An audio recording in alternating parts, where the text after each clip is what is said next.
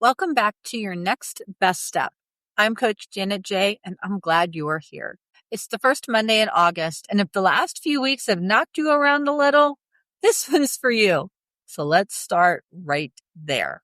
At the rodeo this weekend, I watched a cowboy get thrown clean off a bronc, hit the dirt, and stand up grinning before the dust had even settled.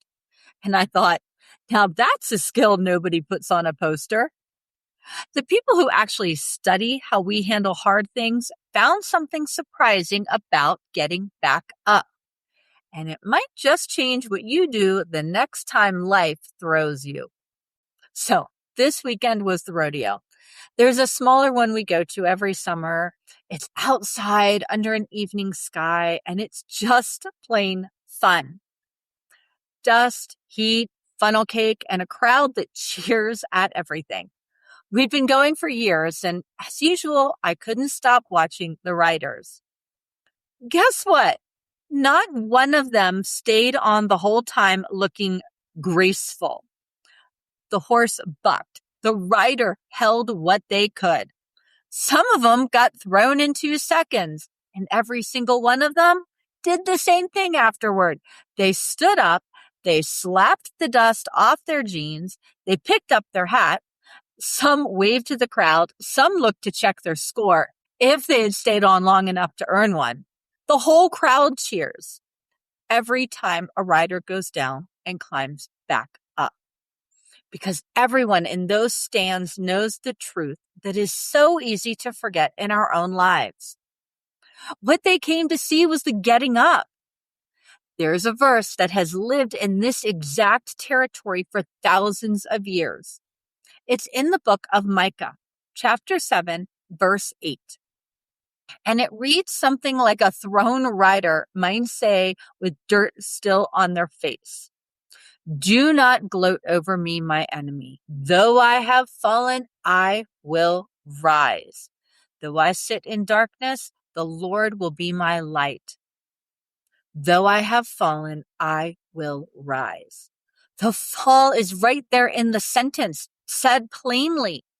And so is the rising. And so is the one who becomes your light while you are still sitting in the dust, figuring out which way is up. That is a verse for people who get thrown, which sooner or later is every one of us.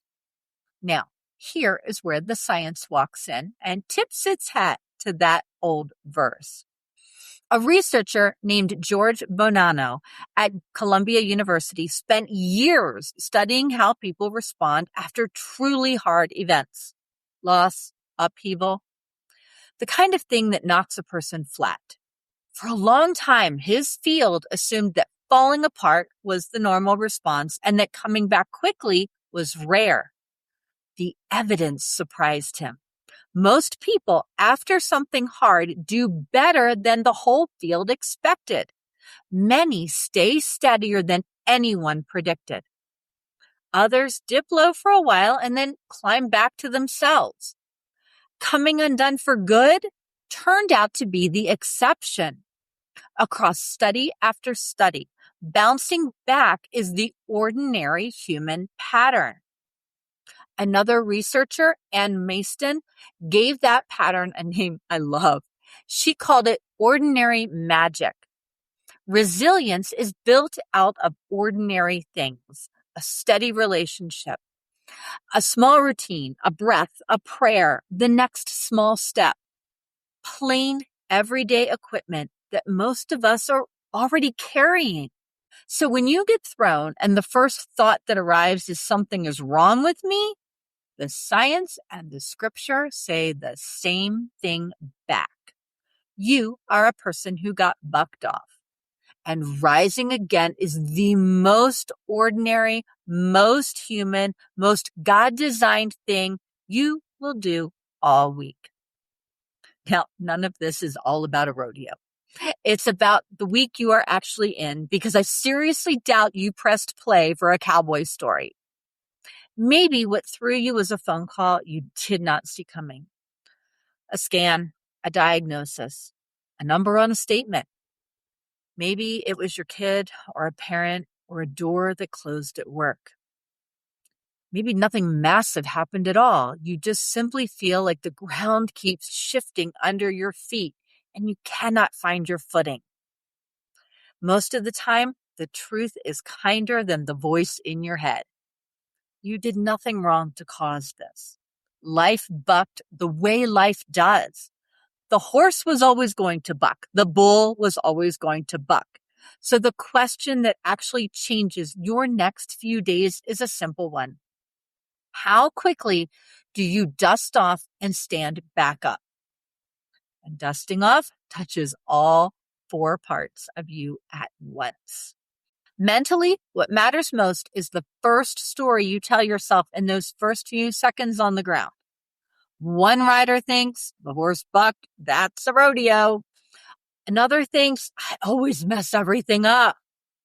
Same fall, 2 different stories. And your body tends to believe whichever one you tell it. Emotionally, there's a sting when you get thrown, especially in front of people. The sting is real, and it's allowed to move through you without becoming a part of your name. Physically, your body holds the jolt. Your shoulders climb, your jaw sets. Shaking that off does real work. It's how a nervous system steps down off high alert. And spiritually, this is where Micah meets you.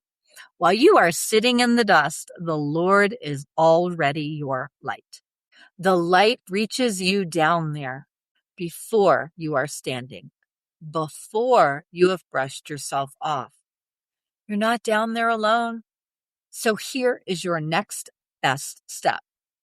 We'll call it the dust off. 4 small moves, and the whole thing takes about 15 seconds.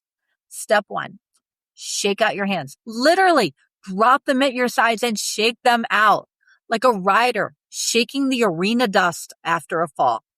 You are telling your body the ride is over. Step 2, 1 breath out. Just 1. The kind of sigh your body lets go on its own when something hard is finished. You don't have to count it or control it. Let it leave. Step 3, say the line out loud if you can. Dust brushes off, I rise. It's a promise straight out of Micah. Dust brushes off, I rise. Step 4, choose the next small, faithful thing. Just 1 step. A text that you send, the walk you take, the prayer you whisper. 1 thing that moves you back towards the gate. Shake, breathe, say it, step. That's the dust off. You can do it in the kitchen, in the car, in the parking lot before you walk back in. It's small enough to actually use, which is the only kind of step that ever helps. So, as you head into your week, hold on to this. Bouncing back is the ordinary human pattern, built from small, everyday things, and Micah promised it first. Though I have fallen, I will rise. When life throws you this week, you have the dust off. Brush, shake, breathe, say it, step. Getting thrown was always part of the ride.